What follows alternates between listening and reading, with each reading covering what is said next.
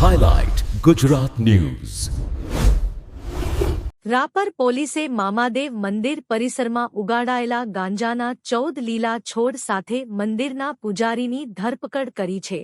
બાતમીના આધારે પોલીસે રાપરથી પાનપર ગામ તરફ જતા રોડ પર પગીવાંડ પાસે આવેલા જય હિરાશ્રીવાળા મામાદેવના મંદિરમાં દરોડો પાડ્યો હતો. ચોતરફ બાઉન્ડ્રી વોલથી બંધ મંદિર પરિસરમાં ઠેર ઠેર ગાંજાના છોડ નજરે પડેલા. પોલીસે કુલ 14 લીલા છોડ કબજે કર્યા છે.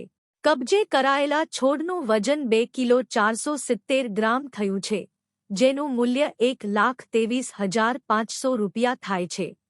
મંદિરમાં 6 વર્ષથી સેવા પૂજા કરતા 61 વર્ષીય પૂજારી સામત મમુભાઈ રબારી ઉર્ફે બાલકનાથ મૂળ રહે સૂરજપર ગામ ભુજ એ આ છોડનું વાવેતર કરેલું. પોલીસે એનડીપીએસ એક્ટની ધારાઓ હેઠળ ગુનો દાખલ કરીને પૂજારીની ધરપકડ કરી છે. પીઆઈ આર તેલ હટાણા, પીએસઆઈ એચ.વી. કાત્રિયા સહિતની ટીમે આ સફળ રેડ કરી હતી. Highlight Gujarat News.